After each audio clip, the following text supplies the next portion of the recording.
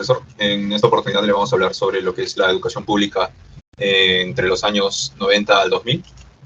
Tenemos los integrantes del grupo, que somos André Clisman Simbrón Silvera, Bradley de la Cruz, Darcy Borda, José Eduardo Cristóbal y Amira Alessandra. Siguiente, por favor. Bueno, para formulación del tema, tenemos que, según el documento Breve Historia de la Educación en el Perú, durante la década de 1990 al 2000, la educación pública en el país ha experimentado cambios significativos. Se crearon programas como el PRONA y el FONDEP para apoyar a los estudiantes más necesitados y se establecieron leyes para mejorar la calidad de la educación. Sin embargo, la falta de infraestructura y la falta de capacitación de los docentes seguían siendo problemas importantes. Además, la brecha entre la educación en las zonas urbanas y rurales seguía siendo significativa. En resumen, la educación pública en el Perú durante la década del 90 al 2000 experimentó cambios significativos, pero todavía enfrentaba muchos desafíos. Como menciona el documento, es importante que el gobierno peruano aborde estos problemas y garantice que todos los peruanos tengan acceso a una educación de buena calidad. Siguiente, por favor. En la semana 12, en nuestra investigación, hablamos sobre la educación pública en el Perú. ¿Por qué elegimos esta semana? Porque entender la influencia de estos grupos, que serían el Sendero Luminoso y el MRTA, sería entender la complejidad de aquellos tiempos. La violencia afectó la seguridad en las escuelas, la formación de docentes y la infraestructura educativa. Pero también vimos la resiliencia del sistema educativo peruano. La reconstrucción fue un desafío, pero marcó un hito en la determinación de preservar y fortalecer nuestra educación pública.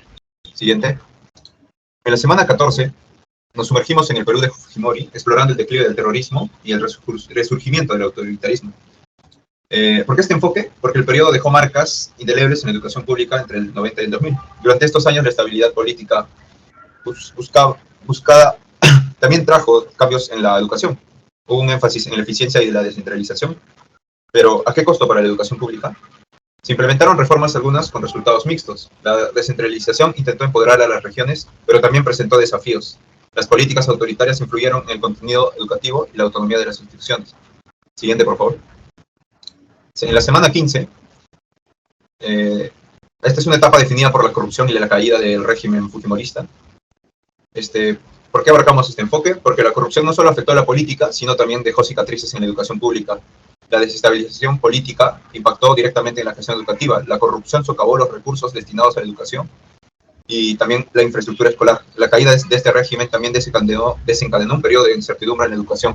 Reformas y programas fueron interrumpidos, generando desafíos adicionales para el sistema educativo peruano. Le cedo la palabra a mi compañero. Causas. En la exposición de hoy quiero hablarles sobre una de las causas que influyó en la educación pública en el Perú entre los años 90 y los 2000.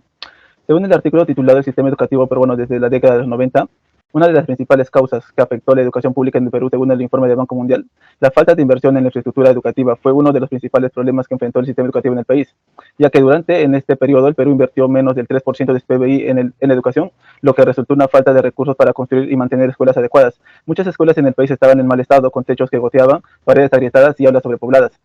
Esta falta de inversión en infraestructura educativa afectó la calidad de la educación pública del país y generó una brecha educativa entre los estudiantes de zonas rurales y de zonas no rurales. Siguiente, por favor. Consecuencias. Quiero hablarles sobre una de las consecuencias que afectó a la educación pública en el Perú entre los años 90 y los 2000. Según el artículo titulado El sistema educativo peruano desde la década de los 90, la falta de inversión en infraestructura educativa generó una brecha educativa entre los estudiantes de zonas rurales y de bajos recursos y de zonas urbanas y de mayores recursos. Los estudiantes de zonas rurales y de bajos recursos no tenían acceso a escuelas adecuadas y tenían que caminar largas distancias para llegar a una escuela más cercana. Esto resultó en una falta de acceso a la educación para muchos estudiantes, lo que afectó su capacidad para aprender y desarrollarse.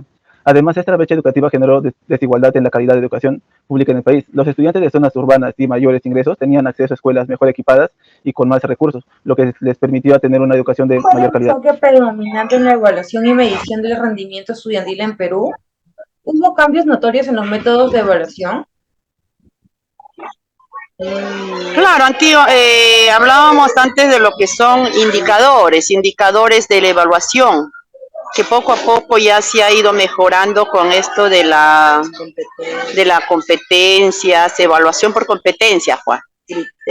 Criterios, eso, pero antes eran indicadores, objetivos, no un poco los términos, no varían, pero ahora, como se dice, estamos con la evaluación por competencias. Se ha ido dando paulatinamente, poco a poco, y se ha ido entrando, tú sabes, un cambio de una... Antes era más los Claro, era más evaluación, era un conocimiento, más que todo. En inicial, te hablo de mi época también, hasta en primaria, era más conocimiento, ahora son más capacidades, competencias. Inclusión de indígenas. Las lenguas aymaras.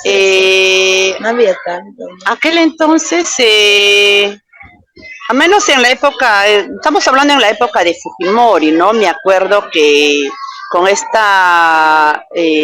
con el terrorismo, bastantes emigraron hacia los departamentos, inclusive a Lima.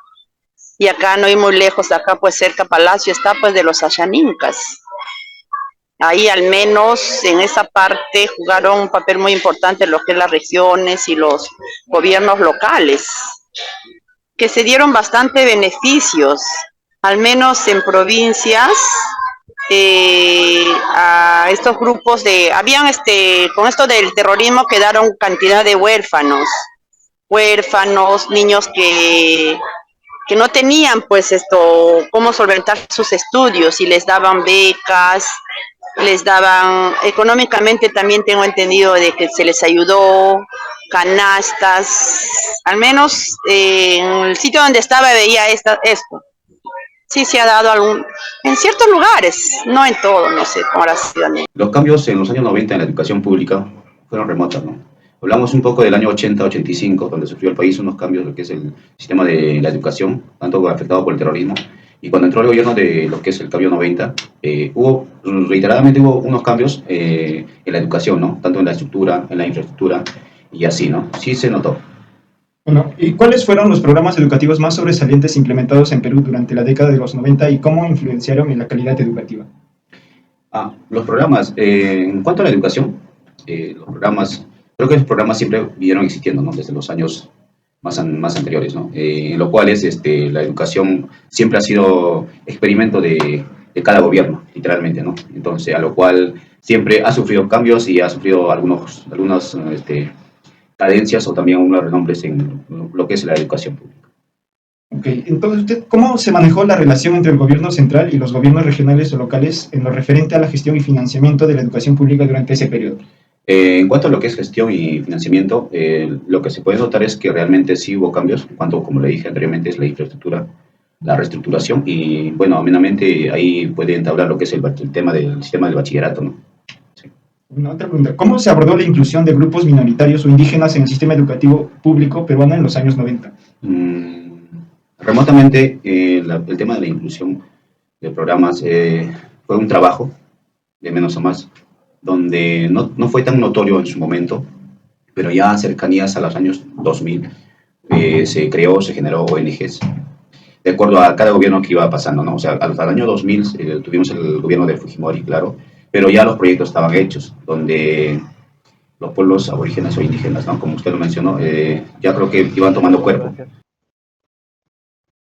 Respecto a las conclusiones, primero tenemos que las reformas impulsadas en la década de los 90 buscaron mejorar las condiciones educativas y apostar por nuevas formas de acceso a la educación. Tales como ellas tenemos las becas, las mejoras con canastas de comida, también tenemos canastas alimenticias, proyectos nuevos que se buscaron como becas que se mencionaron también en las entrevistas. El gobierno realiza estos cambios, también cambios en la infraestructura. Sin embargo, estos no son exclusivos del gobierno o de la época. Podemos notar cómo la experiencia popular y de los docentes mencionan que cada gobierno de turno tiene su propio experimento en lo que respecta a la educación y al monto que se debe invertir en esta misma, impulsando cada uno una agenda propia. También tenemos que la inclusión iniciada fue una propuesta que perduró en el tiempo, que se pudo mejorar conforme las políticas evolucionaron. Programas que pese al cambio, también programas que pese a que se cambiaron de nombre, el tamaño o el punto de ejecución, en esencia son los mismos que los de la época, lo que implicó que pudimos ver el nacimiento del modelo educativo peruano moderno, que nacería en esta época de los 90. Como bibliografía revisada tenemos a Manuel Bello, a Abel Apaza Romero y a Miriam Felper. Muchas gracias.